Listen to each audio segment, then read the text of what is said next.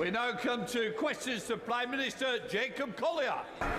There's always been support across this House for the United Kingdom fulfilling our obligations to Afghans who served alongside British forces.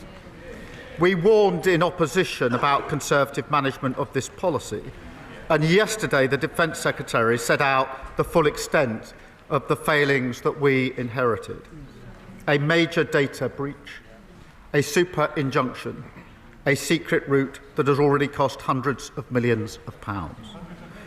Ministers who served under the party opposite have serious questions to answer about how this was ever allowed to happen. The chair of the Defence Committee has indicated that he intends to hold further inquiries.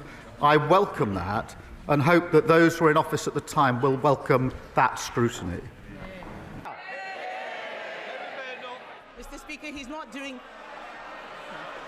So why don't we go through his end-of-term scorecard? The economy is contracting. Inflation, highest in the G7. Unemployment, up every month under this government. Spending, out of control.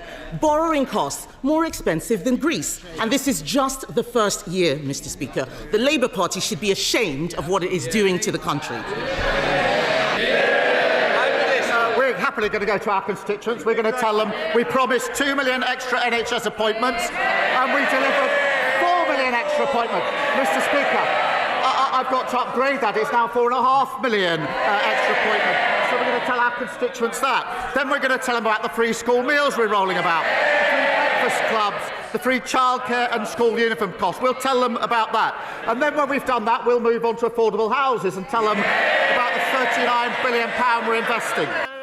Road upgrades across the country, the £120 billion investment, and Mr. Speaker, we're only just getting started.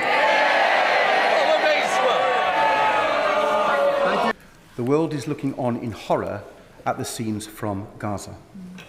And now Netanyahu's ministers want to lock the whole population of Gaza into effectively a giant prison. A plan that would clearly amount to ethnic cleansing, as former Israeli Prime Minister Olmert has said. Does the Prime Minister agree that this is utterly abhorrent and unacceptable? And will he make clear to the Israeli government that the UK will not stand idly by and will act, starting by sanctioning Prime Minister Netanyahu himself? Yeah. Prime Minister. Well, I am appalled by these suggestions in relation to Gaza.